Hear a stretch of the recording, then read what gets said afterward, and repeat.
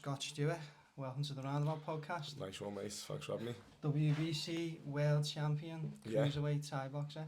Yeah, not bad that, is it? Got that right, It's all right, isn't it? Yeah, that's right, that's right. Yeah. Thanks for coming on, man. Nice one, cheers. So I just want to talk about your journey and where it all started, and just how it's helped how you've helped the community out and how it's affected you or helped you mentally and stuff with mental health. Yeah, well, I'll start with where I started. I started training where I am with Pete when I was 16, so 11 years ago I started training with Pete. Obviously you know Pete because you've trained with him before. Yeah. He's a top guy. So I've been doing that for 11 years now. We do a lot for the community, such as people like myself. Like, I don't know what I'd be doing now if I wasn't doing Thai boxing. I have absolutely no idea. So that's me as a 16-year-old finding what I want to do in life. So even for me, it's made a massive help. I know there's a lot of other people who it helps in a lot of different ways, just with like finding routine, finding something to spend your time on, something worth putting effort in.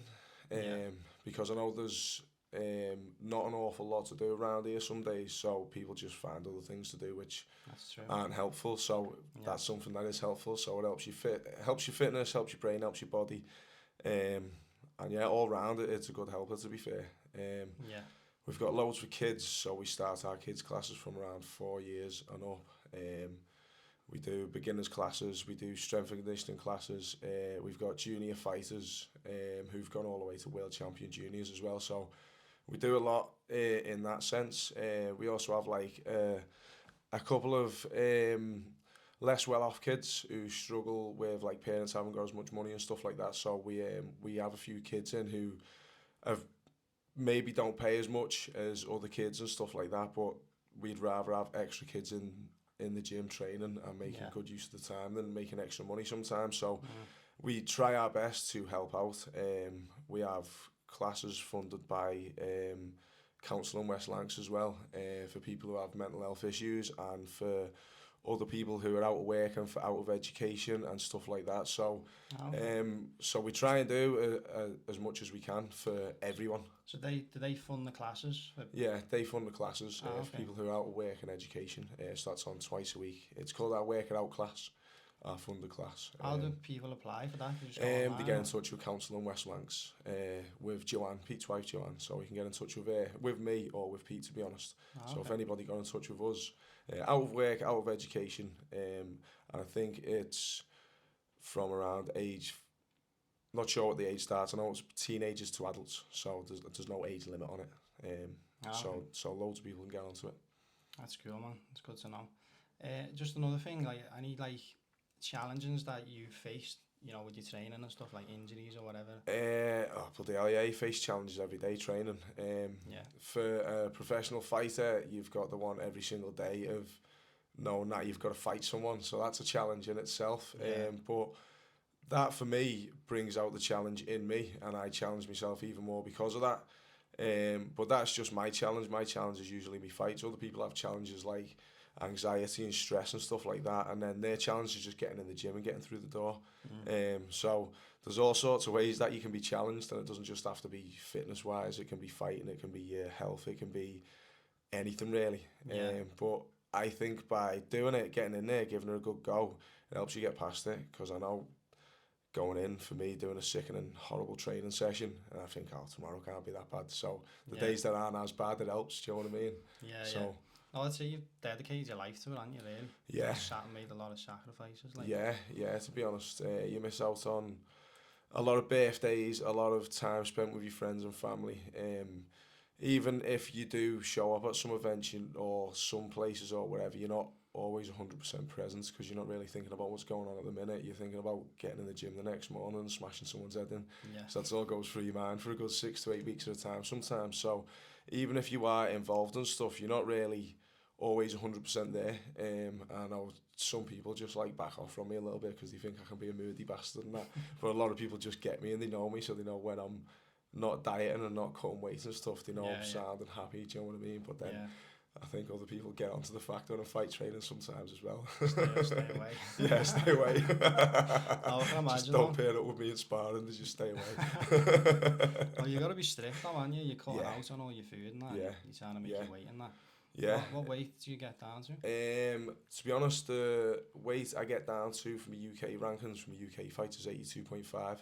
The current belt I'm fighting for goes up to 90.7, and I weigh between 87 and 89 So on they're a a lot normal bigger day. than Like, you.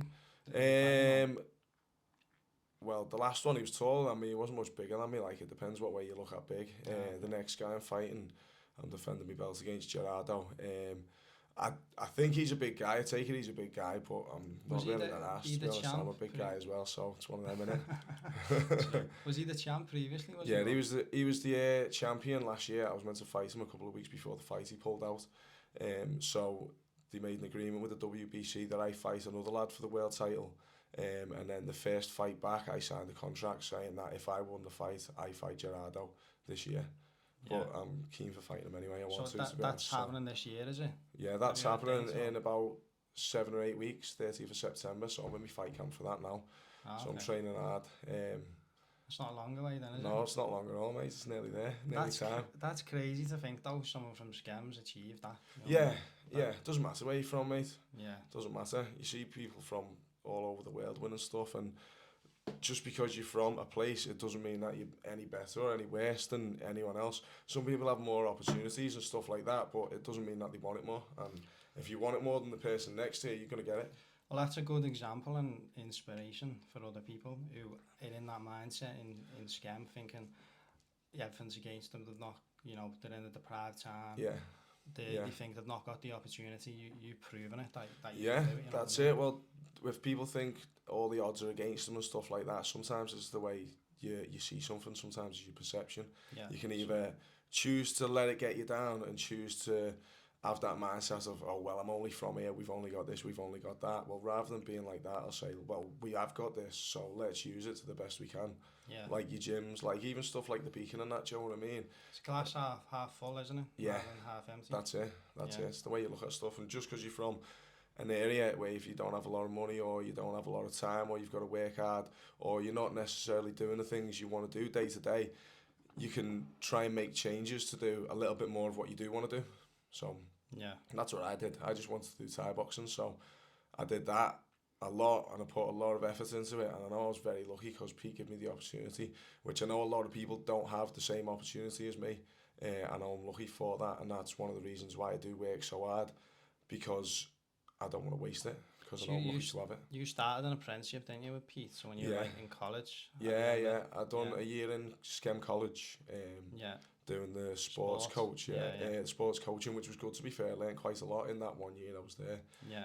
The teachers were really good, they were really helpful. Even now we still keep in touch with them. We do sessions with the college and with the students they have there on the course that I did, and I think it's great what they're doing. They helped me a lot and they're still helping to this day, so the Skem College is top notch, to be fair. So that's another route you can go down. We've got a good college, we've got good sports coaches there, so there is options for people. State of the art as well, isn't it? Yeah, it is. It is brand new, pretty much. Yeah, it's brand new. When I know we both went there. I know it was brand new when we went. It was spot on, like. But just knuckle down, work hard. Yeah. Just trying to think then. So, how many people do you have in the classes usually? We have anything between, depending on what time of year and stuff like that, we get maybe 4 on a really empty day, but that'd be like a cold day and it's the beginners class and there's a couple of little kids in and they're the only few who can bear the cold kind of thing. But then other days when it's busy and there's loads of kids in and it's normal weather or whatever, we can get up to 20 in a class. Our adults classes now are hitting 30, 35 sometimes. We'll have people warming up all over the gym rather than just being on the Thai area. They're all over the gym, they're everywhere, so the classes are absolutely booming. The adult classes are better than they've ever been for standard wise. We got really good standard. We got a few good fighters, we got a few junior fighters coming through, and to be honest, the whole mojo, the whole energy, the whole level of the gym at the minute is better than I've ever seen it before. When it comes down to the fight team as well, we've got a good recognition for our fighters as well, so I've spent a lot of time travelling around the country to train with other fighters, and now I still go to other gyms and stuff like that, but I get the benefits of they want to come and train with us now as well, so we get a lot of different gyms from all over coming to train with us for fight training, because you know if you come to Skemtai, you're having a fucking heavy session, like. But at the same time, brutal fight camp sparring. Yeah. But at the same time, no one in there with an ego wants to try and hurt you. Yeah. Who wants to try and be aggressive or angry in a way that's not going to benefit you. Just only to learn and get better and to get better together. It's adaptive for newcomers as well, like people who are just starting off. And, you know. So if people are starting off, they wouldn't come into our fighters sparring class. They'd be able to come into our normal sparring class. Yeah. And then if there is fighters in there, the fighters would show them how to do certain stuff. They'd have me there showing them stuff. They'd have other coaches like Lewis and Pete on site as well most weeks. Yeah. As well as all of your other, say, novices or beginners. So the ones who are just learning, just finding the feet. So there's a good mix of everyone. So rather than just coming in and being all fighters or all novices, you have a good mix of everyone. Yeah. The fighters will stay together for most of the time because they'll want to have a high work rate and a high pace, but then we will jump out, do the odd round with either the younger people or with the newer people. So you get a good mix of everything. What age do they start from again? We have different classes. We have a beginners kids class. We used to have just one age for classes. It was like from age 4 to say 10 or 12, but we had that many kids, and we'd have little tiny baby kids, and then we'd have big massive kids who like hairs on the legs and that. Do you know what I mean? It's too much difference. Yeah, the absolute beasts. You know what I mean? Yeah.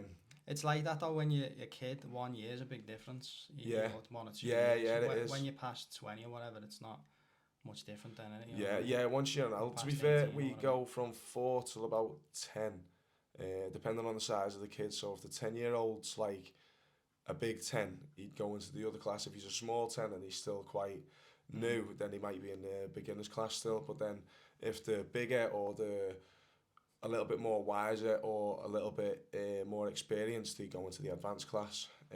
And then from the advanced class, that stops around age 12 or 13 again, on whether you're big, like stronger, a little bit older, a little bit more experienced, and then you go into the adults class, and then you go from there. You started with boxing, didn't you? Yeah, I done boxing when I was younger. I was about 11 when I done boxing. At the Toby? Yeah, at the Toby, with John Allen, yeah. So loads of people have been there, to be honest. Loads of people have trained with John. Do you know what? I didn't see John for years as well. I didn't see John from when I was a little fat kid doing the boxing. He just used to terrorise me, saying I couldn't run and that, telling me to stop eating puppies because I had puppy fat. And then the next time I seen him after that, I was on a run and I was training for my European title fight. And I spoke to him about, like, and you know when you see somebody when you're a kid and, like, obviously I don't know what his opinion of was me when I was a kid, just a little mad fat kid, and my brother could fight, do you know what I mean? And then seeing him the next time, and he actually carried on with me training, that it's nice to see someone like that. And then it is, because when I used to train with John, obviously as your coach, you always look up to your coach, like the way I look up to Pete, I looked up to John in a similar way when I was younger. So when you see somebody like one of your old coaches and you can show them that you're doing well, it's nice. Yeah, you're proud of it. Yeah. I remember in college when doing a bit of weights and that, and you were a lot heavier then. I'm sure you're over 100 kilos. Yeah, but I've been about 112 kg maybe before. Is that what you was? Yeah, just eating loads of 30 kilos loads of heavier. Fucking breaded chicken and like about 3 teas a day and that, and lifting loads of weights. Yeah. I remember though, you got quite big though, didn't you? I used to go to the gym pretty much every day, lifting weights and that. Once you do that, I learned you can't really throw a punch, can you? When you well, I couldn't. I just got quite you know what? I just changed my training up. I never got to the point where I was that big where I couldn't move. Do you know what I mean? I think with being tall, I started long limbs, so I still got away with it a little bit. Do you know what I mean? I reckon if I was short, I wouldn't be able to throw a dig to save my life when I was I was about 17. But then that's the age down, that it depends what weight you do. If you're doing bodybuilding, if you're doing bodybuilding, you're doing loads of curls and that and loads of flies, then it probably will slow you down. It's the stuff like the shape of your body. So say if somebody's got big massive lats, like they'll struggle to get their arms. I know I coach a lad and he's an absolute unit. He's strong as anything. But the thing he struggles with isn't his technique, it's the size of him. So to get his arms from there to there, he's got too much of them in the way. He's got a big massive chest, big arms, big lats. Don't get me wrong, he fucking looks great. Yeah. But to try and cover that guard, it's harder for him. It's mostly show, innit, though, the bodybuilding. Yeah. Oh, he's strong for it though, you know. Is he? Yeah. I was speaking to Jamie, Geordie Jamie. Yeah. He doesn't like getting caught. He's from Sunderland. Yeah, he's from Sunderland. He's not even a Geordie. He'll hate me for saying that, won't he? But yeah, he'll get it forever. No, he's got no choice, to be fair, lad. It's already started now. It's not going away. I was talking to him in the gym and he was saying like that. So he just used to do weights and that. Yeah. And he said he had strength like lifting weights, but when it comes to fighting, he said some of them, they weren't big or muscly or whatever, but they had really like, they were strong in terms of like fight strength. Yeah. It's like a different type of strength really. Yeah, I do a lot of weightlifting, me, to be fair. But in a different, so you're doing like full body, one max? I do a mix of everything, to be fair. I do static weights, I do like powerlifting, so I'll do like bar circuit. So say this week on, I think Thursday it was, I've done a bar circuit, so like deadlifts, power clean, shoulder press, sets of 10 with like 50 kg, and then in between I'll do like squat jumps with a kettlebell, or like collapse press ups and stuff like that, so it's explosive as well as your static. Yeah, but then some days I'll do like squats, deadlifts, like heavy deadlifts. I do shoulder presses, stuff like that. I do a lot of kettlebell work, so I do a mix of everything, to be fair, so you get all different kinds of strength. So that's still building your power and speed without putting too much muscle mass and without slowing down, like. To be honest, I do pretty much the same power workout, or the same routines, a few similar different exercises, whether I'm going for me heavier weight fights or my lighter weight fights. Obviously now I'm fighting heavier, I'll just eat like 2 extra meals a day, whereas I won't put weight on. If I wanted to put weight on training this way, I could, which I have a little bit over the last few weeks, and I probably will for the next few weeks. I'll try and put a little bit of extra muscle and then strip a little bit more fat off, just to have a little bit more weight behind me when I do throw me strikes, which obviously that always helps. You always feel better with a little bit of extra weight on you. Yeah. But then I'll still do the same workout when I'm cutting down to 82.5, but I just won't be eating as much food, as much calories. I'll be eating slightly less calories than what I'm burning off, just so I can lose the weight. Whereas now I'm eating more calories, so I'm happy to put a little bit of extra weight on. Yeah. So I've got a bit of leeway for this one. Yeah, okay. So what's your favourite part of the Thai boxing then, and what it's done for you? To be honest, my life. I've got a good life. I can't see my life being any different than Thai boxing, because to be honest, I haven't really got a lot of energy for other stuff apart from Thai boxing when it comes to schoolwork and stuff like that. I could never do it because I was never interested. I was decent at footy when I was younger because my dad coached me pretty well, but again I lost interest and I didn't want to do it anymore, so my heart wasn't in it, so I never really put the effort in. So when I found Thai boxing and I realised I really loved it, I've never put effort into anything in my life like I have with Thai boxing, so I honestly can't see myself doing anything else. So my favourite thing would literally be my life and what I can do every day as a job, and just having a gym and I don't mean this big-headed, but just being me. Like the amount of respect I get, the way people treat me, the fact that I'm a WBC world champion, it's crazy. I'm getting goosebumps just talking about it. Yeah. I literally never thought in a million years that this would be my life. So it's just this is it. It's good that as well you feel accepted in that group. It's like a family to you and you can be authentic. Yeah, you know what, mate? The amount of people who actually I class as part of my family and part of my friends is massive. I've got, I'd say, quite a small friendship group in terms of people who go out and spend me time with, but in terms of people who are actually my friends, it's massive. It's crazy the amount of people who actually support me, and even people who I've never even met before. Like the amount of messages and support, and I see people on the street, and every day, even now, I get people and they go, "I haven't seen you, congratulations." Do you know what I mean? It's been months since I won my belt, so just the fact of how supportive everyone is, because I know Scam especially gets a lot of stick, and a lot of people go, "Oh, everyone's jealous, everyone's this, everyone's that," when really they're not. You just haven't seen the right side of people because you haven't been on the right side of it, if that makes sense. So that's true. People literally couldn't be nicer to me around here. Honestly, I get proper looked after. I've seen a big change in you as well from like, you know, college and stuff, and in a good way, you know, in terms of how it's like benefited your life and how you've become more disciplined. Yeah, matured me as a person. Yeah, I've noticed a big difference. Yeah, but that's like the culture of Thailand and stuff. I had Mikey on talking about it, Mikey Wallman. Yeah. And you know, it's built, it's engraved into them, isn't it? The Thai boxing, it's part of their life. Yeah, it is. Yeah, it's part of their life. To be honest, it's part of their life because a lot of them don't have much choice. I've spoke to people I've trained with before. I've trained with a lot of Thai people. I'm friends with a few Thai people as well, to be fair. I've got some good Thai friends. And some of them said, like, they had no choice to fight. They didn't want to, but they were 6, 7 years old. And if they didn't train, the dad would just whip them with a skipping rope until they trained. Oh, yeah, honestly, from like a young age, that's how brutal it is. But that's normal over there. They just got battered. If they didn't fight, they get battered. And they're less fortunate. They don't have the money, but are they less fortunate because they have that? They have the Thai boxing and it's part of their life. Like for you, that's probably the yeah. biggest thing. For me, I've done it as a hobby because I love it. A lot of Thai people, they don't do it because they love it. They do it because that's their way of life. Because that's how they earn money. In Thailand, there's all sorts of ways of earning money. There's a lot of corruption and stuff like that over there. There's like a lot of bar work for like bar girls and stuff like that. So there is worse ways to earn money than Thai boxing, but at the same time, it's just a way of life. Like, it's either you do Thai boxing or you go to school and you get a job somewhere, or you're a taxi driver or whatever. I'm not 100% sure. I'm not that clued up. I've only been a couple of times, but I know Thai boxing is, a lot of it is just, they have to do it. How many times did you go to Thailand? I've been twice. Twice? Yeah. I went when I was 17 the first time, and then when I was 19 the last time. So I've not been for a while now. Did you feel like you improved from going there? Yeah, like, hell of a lot. In terms of fighting? Hell of a lot, yeah, I did. I'd like to go back, to be fair. I've just not got round to it. It's just one of them things. I do a lot of training at home. I've got a lot of good quality coaches who I train with. I've got quality training partners and that, so it's not like I don't get good training here, but at the same time, Thailand is very good for training.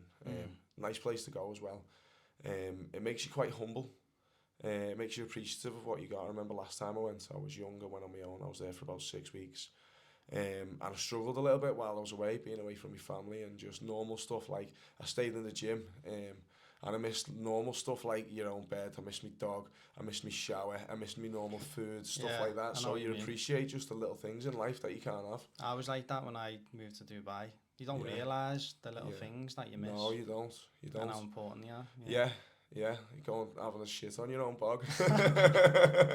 It's just like, you know, getting bacon butties at home or something. Like your mum making your bacon butties. Going downstairs and having a cup of tea with your ma. Do you know what I mean? It's fucking priceless, or mate. Like the barbers you go and stuff. Yeah. The places you know. And then you're starting it fresh. It's just new identity. When I was in Thailand, I didn't know where to go and get my haircut. And if the Thai coaches, they come behind speaking to you, you go, hey, where's the nearest barbers? And they just go, not sure, don't know, not sure, like as if they can't speak English. And I'm like, fucking hell, I've spoken to you before. And if they can't be asked, they just say not sure, or they don't understand. And they just fuck me off sometimes. I'll be like, fucking hell, like, I don't know where to go, do you know what I mean? And like, obviously, he only fucked me off because how was he meant to explain where the barbers is, do you know what I mean? I wouldn't know how to explain where the barbers is here if he could only speak a little bit of English.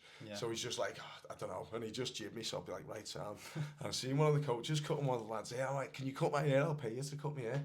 So he gave me an haircut, and he'd done a decent haircut. He gave me like a 2 all over, but then he gave me like a proper 50-cent goatee going around the side, lad. It was funny, that. There's nothing worse though when you go to a barber and mess your hair up. It's so hard finding someone you trust. Once it can ruin your life. You can't go out like or anything and mess your hair up. To be fair, you can't really mess mine up too bad, to be fair. If you mess mine up too bad, lad, you just go one number shorter. I used to have it like that though, and then I've had it like where they've took a dead eye up or whatever, or you know, the headline, brought the headline back up. Takes ages to grow back though. It does. It does that. I'm quite fortunate with my hairline as well, because I know a lot of people get fucking bad heads and that, so I couldn't be asked having a proper hairdo, me. Like, it is effort, especially when you're training and that. You don't want to be out doing your hair in the morning. Sweaty every day, you just want to get up. Yeah, literally. That bit, go on, sorry, lad. But no, it's good to see though, especially what Pete's achieved with you from when he started. Because I remember in Westgate, when he was just in that little room upstairs, just had, you know, probably 8 people in the class. And how it's developed. Then he moved across the road. Into Westgate again. He started the caveman training, circuit training. I used to do that. And it's naughty that caveman training. Brutal, it's boss. I always talk about it now. It's like the most intense. Yeah, it's indented in there, isn't it? Yeah, most intense training I've done now. Like it's like traumatic. You're getting good shape though doing that. Yeah, but if you can go and do that twice a week, mate, even if they're the only 2 sessions a week you do, you can get in shape doing that. You can get very fit doing them 2 sessions a week. Sometimes though, I'll be that done in, and Peter be like 100 babies or just something like, and I'll be like, stupid. There's no way I can do that. In my head, I'm like, I can't do that. Or doing them handstands on the wall and stuff. And you don't think it's possible, and I'm like, I'm done in, but then I actually could do it. So it's your mind. It is your mind. Your brain gives up before your body. Yeah. So that Tyson Fury video where he's doing a plank and he's probably been doing it for about 45 minutes and he's sweating all over the camera. And he says the same thing. No, probably not, but you know what he's like, don't you? And he's sweating all over the camera and he's saying your brain will give up before your body. Will do. Your brain will tell you that you want to stop. Your brain will give up first. Your body can keep going. And it's stuck in my brain that your brain will give up before your body. But if you don't let your brain give up, your body will keep going. Your body will give up because you'll just completely pass out and you'll hit the floor. That's when you know you're done. Yeah. You're not done until you physically pass out and you're unconscious. So. But it can do more than what you think. Yeah. And Pete's good at that. Yeah, he's good at bringing it out. I feel like. Honestly, killed me. But it was just the whole vibe in the gym, you know, like the friends I made and the community, and it was like it was like a family there when I was there. Yeah, it is, boss. Everyone's just mates. Everyone's egging each other on. There's nobody like, no one's asked about what you're doing, but at the same time, people are helpful in what you're doing. So say if you go there and you're self-conscious and you feel like everyone's going to be looking at you, they're not, because they're just doing their own thing. They're just as fucked as you, trying to survive whatever Pete's throwing at you. Yeah. But then at the same time, if you look like you're struggling, someone will come over and help you, and it's not like anyone will think any difference of you because you can't do the same as them. It's just everyone goes at their own pace, and everyone's always been the new person as well. That's another thing. Everyone's been the new person at one point. Everyone has. Like I was the new lad at one point. Yeah. Everyone was. World champ. Yeah. It's always though, doesn't it? It does. There's obviously a lot of people who are worried about starting off and stuff, and you know, yous are welcoming and yous will accept. Yeah, people just think that they're going to go in and get their head punched in because it's a Thai boxing gym, but when you go in and you do a couple of classes, you just realise it's not like that at all. And it is life changing for some people because it's like an escape for some people who are struggling at home or whatever, or you know, they're in a, or they're getting bullied as a kid and they want to learn how to defend themselves. Yeah, I've had a few people come in the gym who've like been getting bullied and stuff like that, and then like it might be 6 months or a year later, the dad sent me a big massive message thanking me because the kids went in and 2 of the lads have started bullying him and he battered 2 kids at once. But obviously you don't want kids getting battered, but at the same time if you're getting bullied, you're sticking up for yourself. Yeah, I had to batter a few kids when I was young.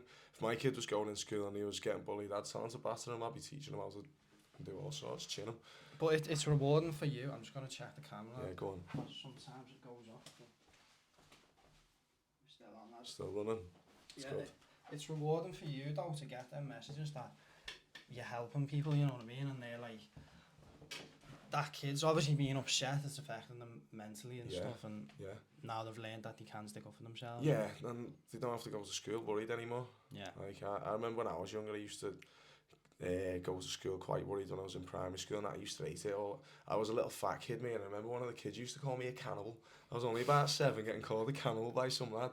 In the end, I ended up battering him and his cousin at the same time, and it was one of the best things I ever did because he never gave me shit anymore. So he stopped after that? He stopped after that, yeah. I got loads of shit all my life and I battered loads of people for it, but that's just, like you just got to put up with it sometimes, but sometimes you just got to fucking... It's an old, like, traditional way. It's different. Like, my mum brought me up like that. If someone's bullying you or hits you, you hit them back or whatever, but it's a good... Right. It teaches you not to be a bully as well, though. If you go to Thai boxing and you stop. If we find out you're a bully, because you've been coming to us and coaching, we'll just fill you in or get someone in the gym to fill you in, depending on how old you are. So if you've been coming to the gym, or you're not welcome, or like, obviously one or 2 incidents, you know what I mean, but like if somebody's turned into a proper bully and they've turned into a bad person, we will just kick them out the gym,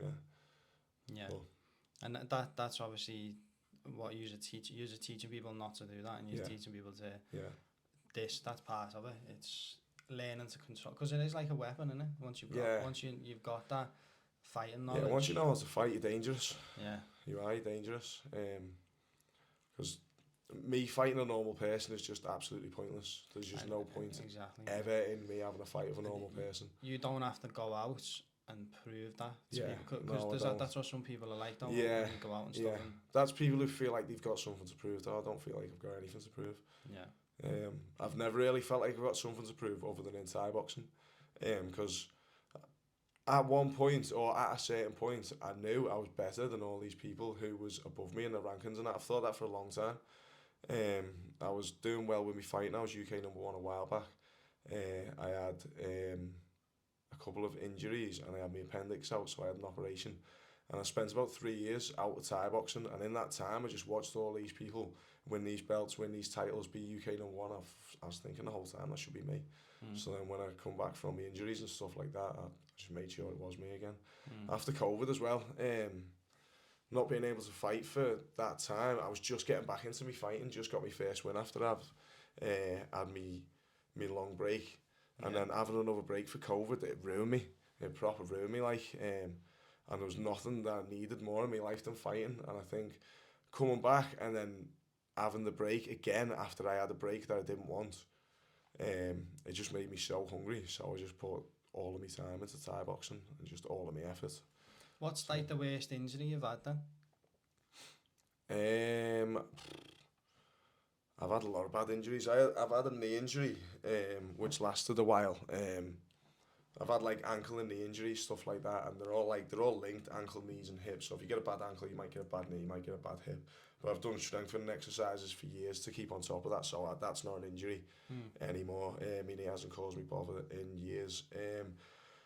Through fighting, you get injuries, but they're not like normal injuries where you've torn this or like you've broke that. It's like cuts and like damage to your legs and that. I've got like permanent damage in my calves from getting kicked in the back of the calves. I've permanent damage in like my thighs from getting kicked in the thighs.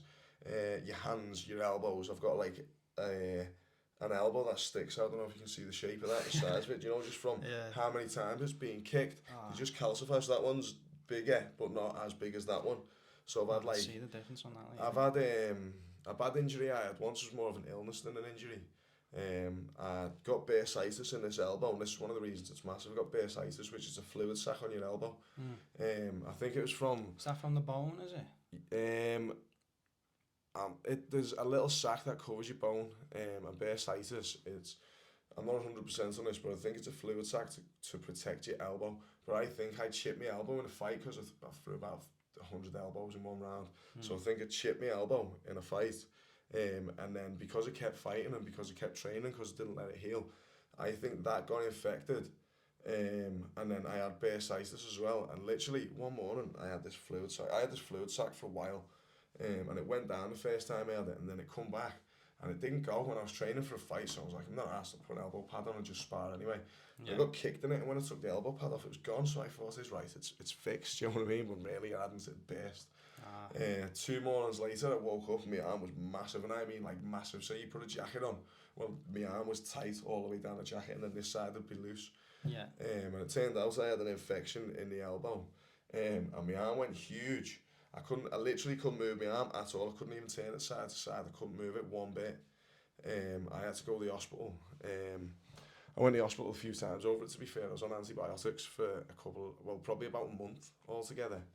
And the fluid sac on my elbow, even when my arm went down and I started being able to move my arm, I had a big mad sac on my elbow.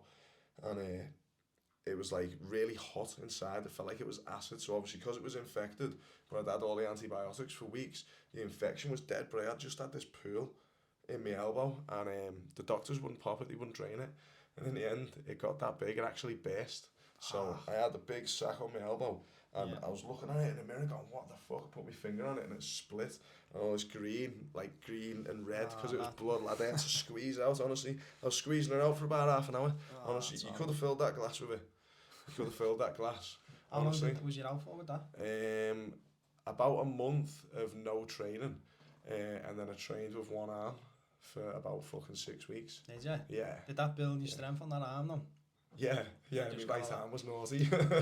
I had that once where I broke me hand, and then I just had to use my left hand, but I noticed the power come a lot better just jabbing and you get better at using one thing than the other. That's one of the reasons I like throwing a left kick a lot, is because I smashed my right leg in one of my early fights. And when you first start Thai boxing, it's like your bones aren't used to getting hit the way they get hit. But Yeah. being a big lad, I was fighting at like 88 kilos at like 17, 18. You're fighting So I'm fighting fellas, big ass fellas, and they hit hard no matter who you are. If you're 88 kg, you hit hard.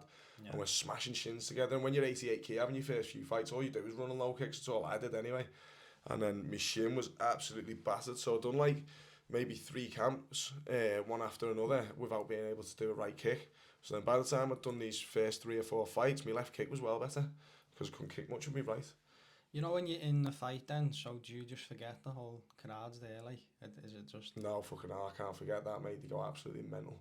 I'm trying to listen to what Pete says and everyone's just going mental. Honestly, can't hear fuck all most of the time.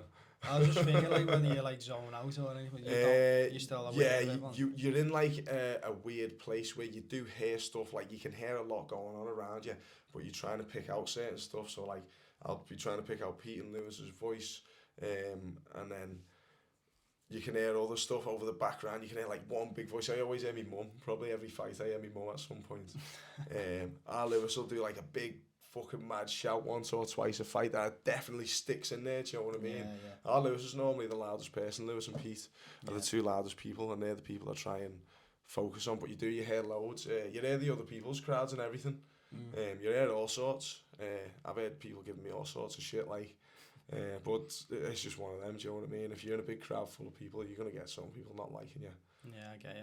Just so, like, people can get an idea then, how did you, just talk about, like, what's made you successful in achieving what you have, you know, what have you had to really knuckle down and do, like? Yeah, I've had to put a lot of hard work in for a long time. I've had good opportunities and I've had really good coaching and guidance off Pete, which has been a massive, massive help. Yeah. My family have all supported me. My friends all support me. I've had a lot of help from a lot of people. But that help it's the little things that I class as a lot of help. It's not like somebody's done a massive thing for me and give me everything that I've got, because they haven't. I've had to work for it. I've had to train myself. You have to fight on your own. You have to train on your own. No one can do that training for you. Yeah, exactly. But the little bits, like the people turning up training, the people sorting you out with, like, help covering me classes when I'm going to train in Leeds. Even stuff like give me a phone call and going, what's going on, how are you, do you know what I mean? Stuff like that helps. Yeah. Just literally the little things day in, day out. Amy helps me every single day in my life. She helps me with my food, she helps me with my diet. Like, my head will be up my arse completely wrecked and I'll be stood there and I'll be frazzled over something that doesn't even matter. Yeah. And because you fight training, it turns into a big deal, and it's not a big deal. She'll be like, what are you stressing over? And she'll help me out that way. So I've always got good people around me. But then the other part of it is just how hard I've worked. I literally pushed myself to the max, to the point where I've had to dial back on my training, and I've had to take more rest days, and I've had to do less taxing sessions because I was doing too much. You got more balance too hard, better balance. So I've overdone it before, and I've gone into fights ill, and I've still won and stuff like that. Like, I've had some bad illnesses to the point where Pete's pulled me out the fight fucking 20 minutes before it. I flew over to Ireland when I was younger, and I well overtrained. And I was ill, and I didn't realise. Yeah, that was the main event. I was UK #1 when I was like 19 or 20. And I was going over to fight the Ireland #1, and 20 minutes before the fight, Pete pulled me out. I'm glad he did. At the time, I was gutted. I was absolutely gutted. All my mates had gone to Ireland to watch me fight. But now, looking back at it, as a coach, I'd have done exactly the same. Are you 26 now, yeah? 27. 27 now, yeah. Okay. What was I going to say? I thought of something then. I can't remember what I was going to say. I lost my train of thought. What was I going to say? It's alright, you can edit that out in a bit. I'll take this out. Yeah. I'll just leave it. It's funny, innit? Yeah. I'm Mikey on the last one, but I'm actually... Oh, yeah, I was going to mention, so Muhammad Ali, have you read where he mentions, he's like...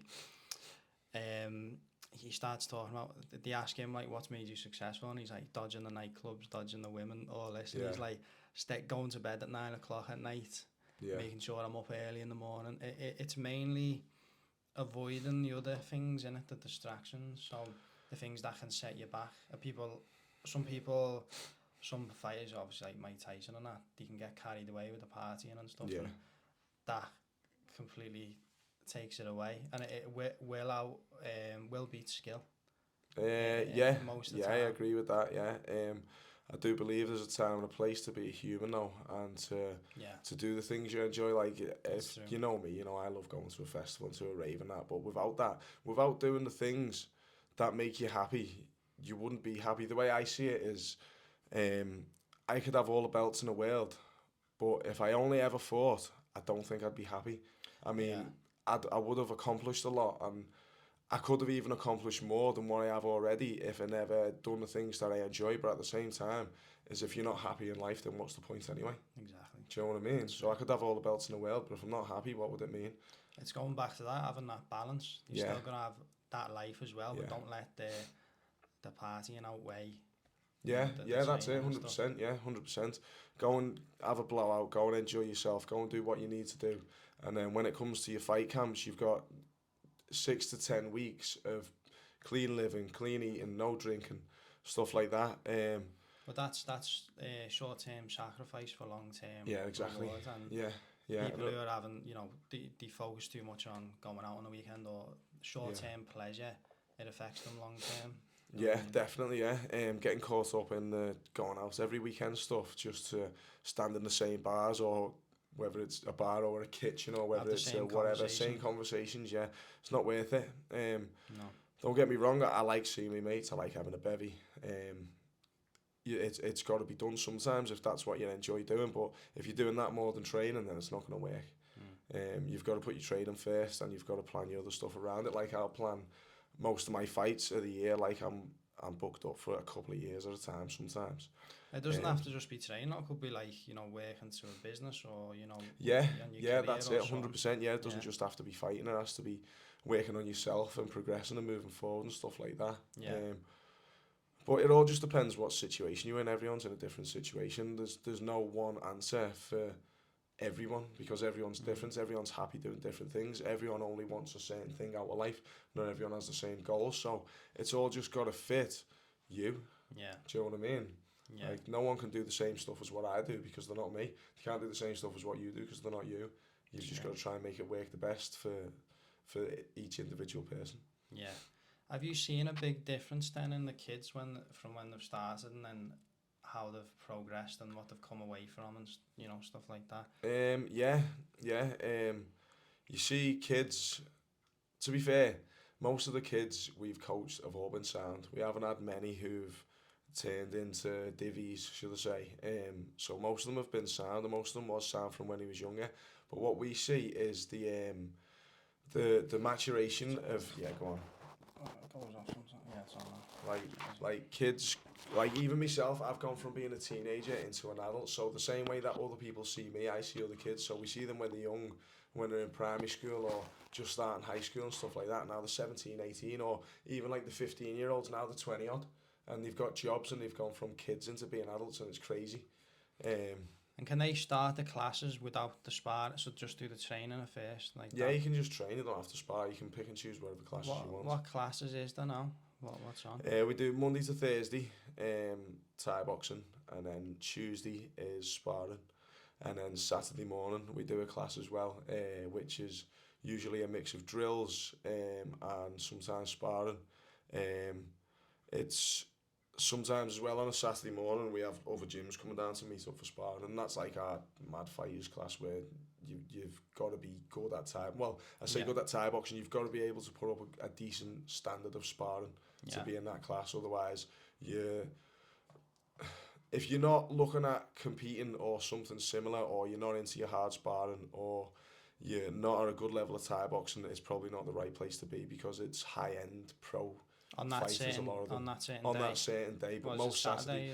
Saturdays, but that's only during a fight camp, so then people will know who they are because I'll put the message out to them. It's like mostly I wouldn't say a private invite class, it's open to everyone, but as long as you know that you're coming in for fight sparring. Do you know what I mean? But then there's other people who just do it for fun. But then there's I'd say about 90% of people do it for fun. There's only maybe more than 90% of people. Most people come in, they want to get fit, they want to get in shape, they want to hit stuff, they want to get their aggression out, they want to go on feeling good, they want to get a sweat on and not be judged. And that's like some people's medicine, isn't it? It is some people's medicine. It's how like some people like drawing, some people like fucking going to the pub, some people like I don't know, playing golf. Do you know what I mean? There's a million ways that people do to unwind, and just people who want to get a sweat on and work hard and go on feeling good. That's how we do it. It's how we unwind. I know with yourself, you like your training. So same with you. used to do the cavemans, and I used to feel walking out that building, you'd be absolutely fucked, but you'd feel euphoric. Yeah, and you do. It's not fighting. It's just fitness and training. It's a natural high that you get off it. Yeah. Better than any drug, I think. Cause it is. And I'll admit I've done drugs in the past at festivals and that, but I've never experienced a better high being healthy and training, and it's being part of the community, like with a group as well. Yeah. With the people I'm spending time with and they're supportive, then naturally I feel better. But it's long lasting, because if I'm healthy, I'm in shape and stuff. Yeah, you feel it all the time. Carries forward, yeah. Yeah, it does. Waking up in the morning and then feeling good because you've ate well and because you've exercised is a better feeling than, say, like going out. Well, it's different. If you're going out and getting wrecked and eating shit all the time, you feel shit all the time. Yeah. If you eat well all the time, you feel well all the time. And if you exercise all the time, you feel well. I do anyway.